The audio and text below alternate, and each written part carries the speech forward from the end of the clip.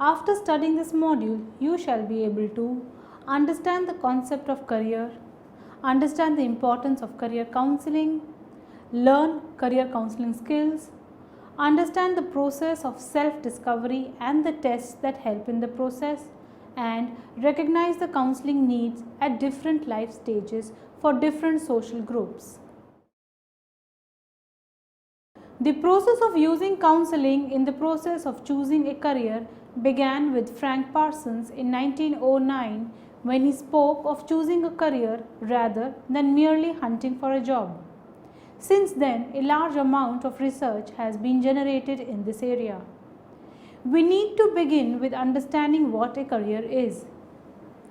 A career has often been considered to be an occupation or profession requiring a special training and being usually followed through one's lifetime. Choosing a career is also considered to be more than merely deciding what one has to do to earn a living. Career is a word which is used in a global manner. It is not just a specific task or work, but is the overall work which one does in his or her own life. It emphasizes the individual's advancement or achievement in a particular vocation. It is like a motion, a movement, and a time which is extended throughout the life, and in this period of life, the individual is getting an assessment of oneself. This assessment will further help in the individual grow more effectively in the workplace. Now let us come to the importance of career in an individual's life. Mostly people work for financial gains, and for some people work is a means for attaining identity. It also gives them a sense of self-worth and helps them to develop a self-image. A person's career influences his or her whole life, physical as well as mental. The choice of career has a role to play in the individual's entire life. According to Mbimbo, there are interconnections between work roles and other life roles. So we can say that income, social identity, social standing, economic status, meaning of life, friends, education, even the clothes an individual wears are all influenced by the individual's career choice. Career development can help the individual achieve greater fulfillment in his life, as career is an integral part of life.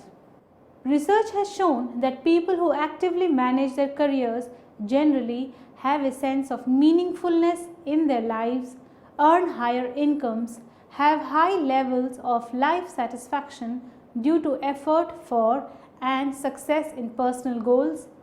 They are well informed. They are successful learners who have the ability to learn, unlearn and relearn. They have the ability to make job and education choices that help them succeed in their goals. They also experience less stress and therefore have less physical and emotional problems. They are able to cope with life changes such as moving between jobs, becoming a student, becoming unemployed or retiring. They are open to new possibilities and experiences. Studies have shown that young people leaving school without clear career paths are likely to face long-term disadvantage like having higher levels of unemployment, part-time and casual work, shorter work lives, lowered incomes, and the increased probability of finding themselves in jobs with poorer work conditions and fewer opportunities for advancement. They also frequently experience poorer physical and mental health, higher rates of crimes, and are less likely to be involved in activities related to being productive members of society. Now let us discuss what is the importance of career counseling. The process of selecting career is unique to each individual. A number of factors influence the choice of a career. Some of the important factors that have a role to play are personality factors, aptitude and interest of the individual, developmental stage of the person, his or her value system, and life roles. Age and gender also influence career choices. It is unfortunate that despite the recognition of the importance of career counseling, it does not enjoy the same status as counseling and psychotherapy. This form of counseling is often misunderstood and often unappreciated. This is unfortunate for both the counseling profession as well as for the persons who need it. Kreitz in 1981 states the important aspects of career counseling. Number 1. The need for career counseling is greater than the need for psychotherapy. As career counseling deals with the inner as well as the outer world of the individual, whereas all other counseling approaches only deal with inner reality. Second, career counseling can be therapeutic. Research has indicated a positive correlation between career and personal adjustment. Clients who learn to successfully deal with problems at workplace are able to extend the skills to social as well as other problem areas. According to Crumbolt's 1994, career and person counseling are inextricably intertwined and must be dealt with together if the client is to benefit from the counseling process. It cannot be denied that a person who loses a job and is unable to find something of his interest has a problem not only related to his career but is also having problems of anxiety, uncertainty, lowered self-esteem as well as stress related to psychological, social as well as financial issues. This person therefore has to be dealt with in a holistic manner. Third, career counseling is more difficult than psychotherapy. In continuation with the second point, it is important to understand that career counseling requires proficiency not only in being able to help the client deal with internal problems as in the case of counseling and psychotherapy, but also have the required information to give a direction to the client's career. The career counselor is required to draw information not only from personality theories but also from various career development theories. Now let us come to the next point, that is defining career counseling. The NCDA defines career counseling as a process of assisting individuals in the development of a life career with the focus on the definition of the worker role and how the role interacts with other life roles. Sears in 1982 defines it as one-to-one or small group relationship between a client and a counselor with the goal of helping the clients integrate and apply an understanding of self and the environment to make the most appropriate career decisions and adjustments. Career counseling has been known by different names over the years. These are vocational guidance, vocational counseling, or occupational counseling. Kreitz in 1981 emphasizes that the term career is more inclusive than vocation or occupation. The term job is also limited in its implications as it merely refers to an activity undertaken for economic returns. A career counselor must take into account many factors when helping a person make career choices. As mentioned earlier, factors like individual's personality, value system, age, gender and life roles need to be considered when making decisions about a career. Now let us consider what are the core skills for career counseling. First of all, let us discuss the career counseling. Counseling on issues related to an individual's career is also referred to as career counseling. An average person changes jobs at least 5 times during their working life. With increasing career options and professional possibilities, career counseling is sometimes necessary for individuals to make the right choices about their career paths, career development and career change. Career counselors help individuals with self-assessment and self-analysis. They match the aptitude, skills and interest of the individuals with various job options. They also help provide preciseness on different job roles and help in matching skills with jobs. Overall, they help individuals make informed career choices and help define their career paths to maximize the success in their chosen careers. Now let us discuss the specific skills for career counseling. At a more specific level, the primary goal of career counseling intervention is to establish a counseling relationship that helps the career aspirant deal with the following career developmental tasks. Number 1, identify personal interests and aptitudes. Number 2, understand personal beliefs and attitudes that may have a bearing on the career development. Third, learn about the world of work. Fourth, match personal profiles with the world of work. Fifth, make career choices. And sixth, develop and implement a career plan. Now let us discuss what are the functions of a counselor. The functions that counselors perform are: number 1, administering and interpreting tests and inventories. Second, conducting personal counseling services.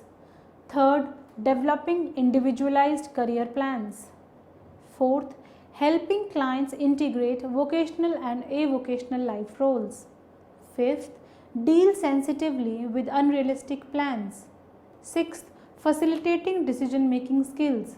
7, providing support for individuals experiencing job stress, job loss or job transitions. Well, now let us discuss what are the stages in the counseling process. The process in career counseling is important. Developing a good rapport is an integral part of all forms of counseling.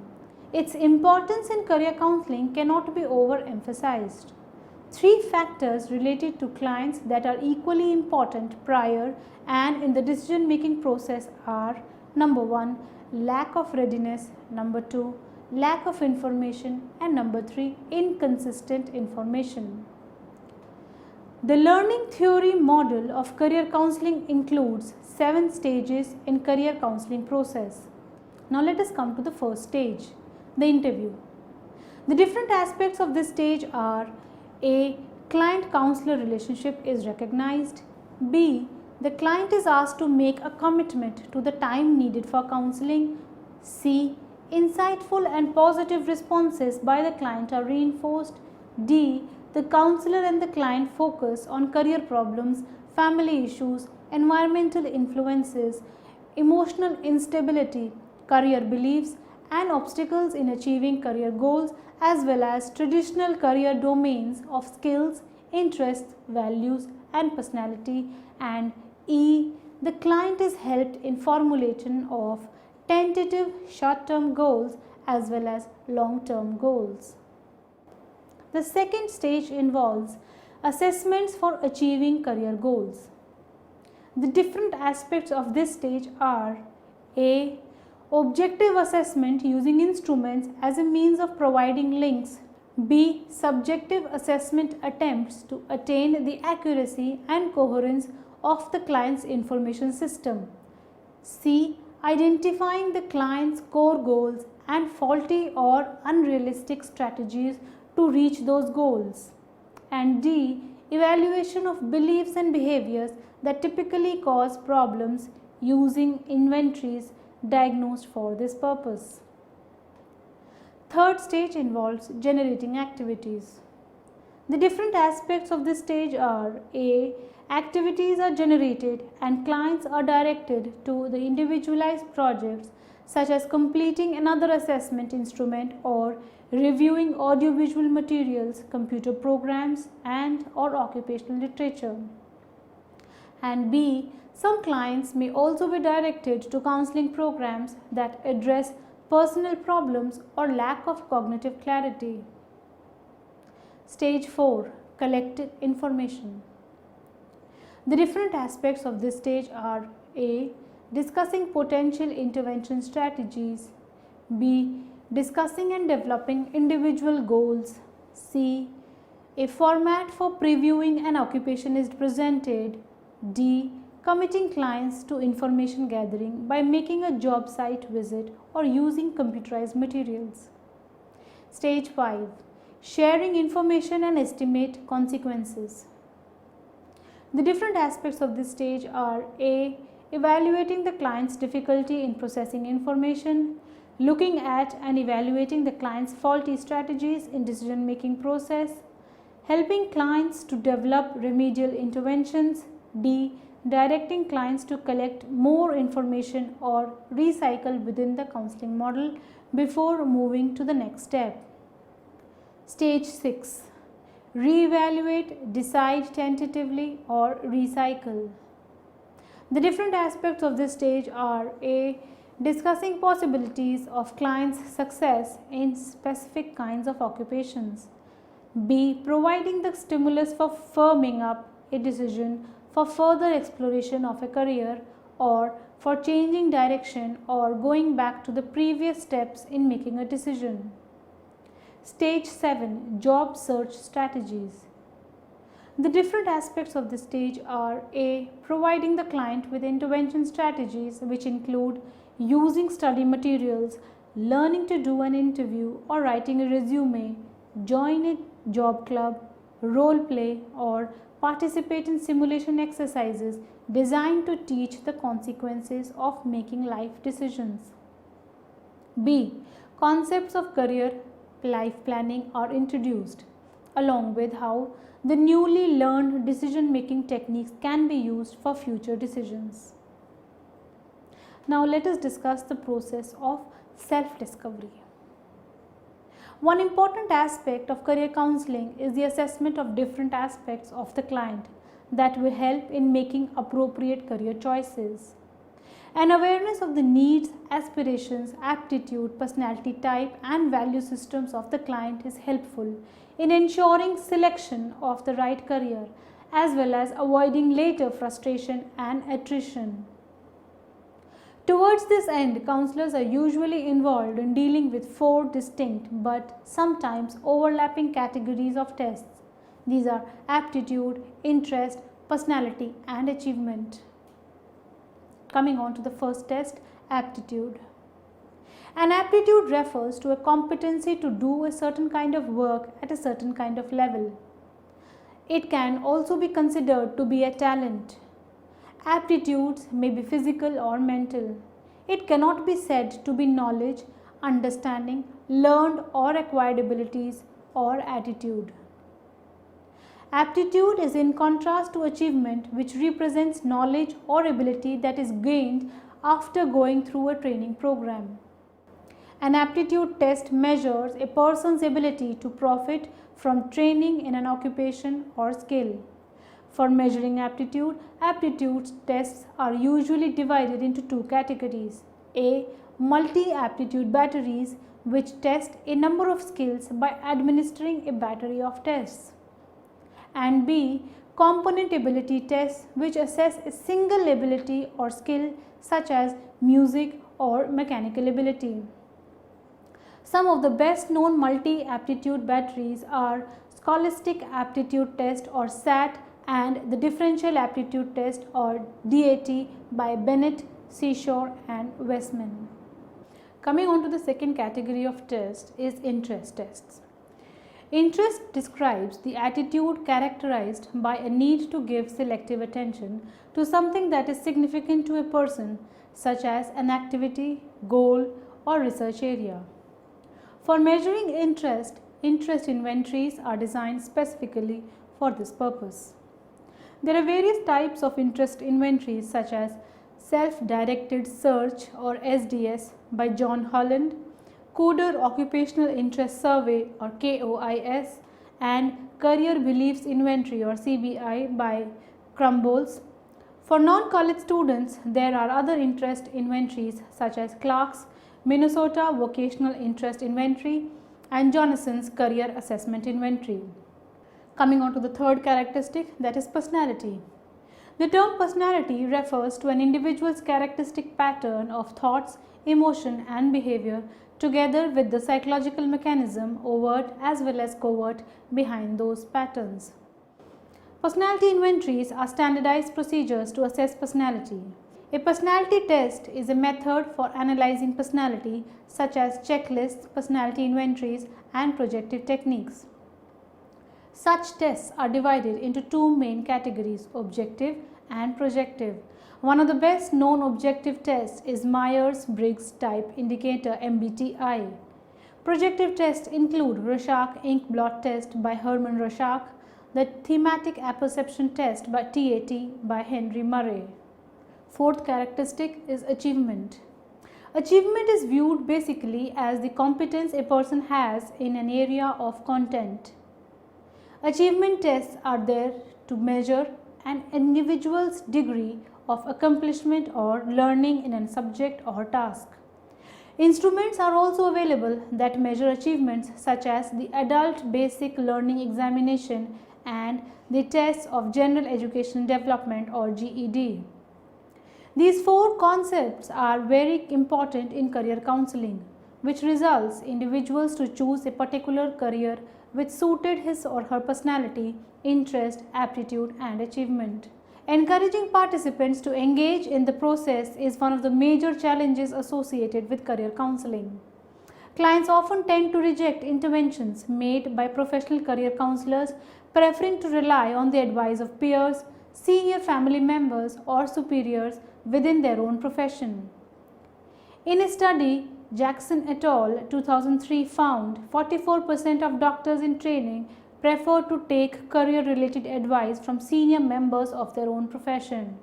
Moreover, it is recognized that the giving of career advice is widely spread through a range of formal and informal roles. In addition to career counselors, it is also common for teachers, managers, trainers, and human resources HR specialists to give advice support in making career choices. Similarly, it is also common for people to seek informal social support from friends and family members in making their career choices and to bypass career professionals altogether. Today, people increasingly rely on career web portals to seek advice on the various aspects of career making like resume writing, handling personal interviews, and research on various professions and companies. It has also become possible to take vocational assessment online. Let us come to the next topic, that is career counseling at different life stages and different social groups. First of all, career counseling with children. The process begins in preschool and elementary years. Herr and Kramer in 1996 cited a number of studies to show that during the first 6 years of school, many children develop a relatively stable self-perception and make a rough sketch of a future occupation. Many future occupational decisions are made in early childhood, often influenced by parental occupation. Second, career counseling with adolescents. The American School Counseling Association emphasizes that school counselors should deliver career education to students to help them make wise career decisions. Middle school involves work exploration, evaluation of strengths and weaknesses, and talents and skills. The high school level of career counseling involves dependent on maturity, stimulating career development, providing treatment, and aiding placement. Third, career counseling with college students. It involves selection of a major field of study, psychological testing to assist in self-assessment and self-analysis, career fairs, internships and campus interviews, decision-making skills, meeting the needs of special populations. Next comes career counseling with adults.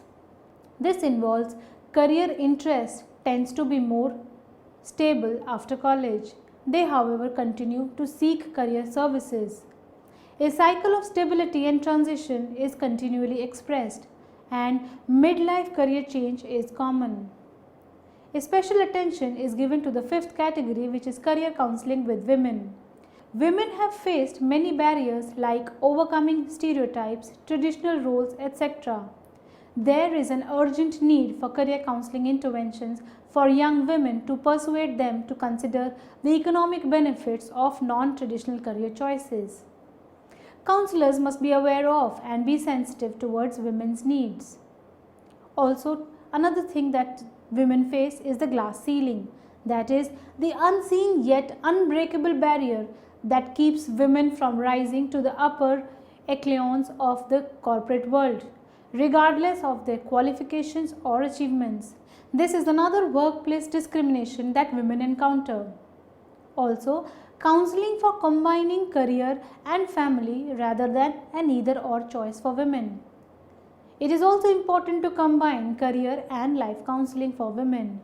Also, other issues related to late entry and delayed entry should be assessed for women. Career counseling is conducted with a wide variety of individuals in a wide variety of situations. Besides the above mentioned populations, there are others who need career counseling as well. These are minority groups, persons with learning disabilities, and also those with special needs. Those who are released from prisons, mental hospitals, or rehabilitation centers have different career counseling needs, as do those who want to re-enter the market. A career counselor also needs to keep in touch with many job options, traditional as well as non-traditional. Developments around the world are impacting the fields of career as well. The information age continues to alter the number of job openings as well as the ways in which a wide variety of jobs is done. Career counseling includes a vast number of professional activities that primarily focus on supporting people in dealing with career-related challenges, both as a preventive measure as well as in difficult situations. Career counselors help persons with every area related to challenges in the field. They help their clients not only deal with problems like unemployment but also dealing with conflicts with colleagues, subordinates, or superiors. How to be successful at their careers and climb the ladder of success also falls in the purview of career counselor. Career counselors work with people from different walks of life, like adolescents looking at career options, experienced professionals contemplating a change in career, mothers who want to return to work arena after taking time off raising their children, or elderly persons seeking re-employment for reasons including financial support and organizing life fruitfully.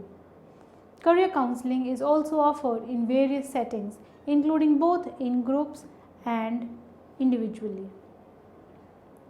Now let us summarize what all we have learnt in this chapter.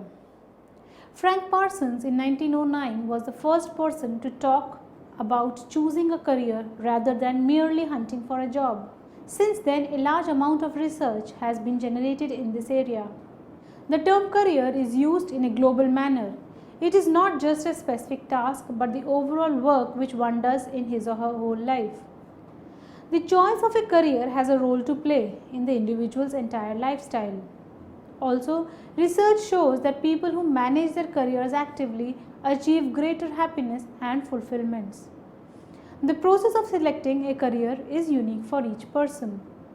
Also, factors like personality, interest, value system, age and gender influence career choices.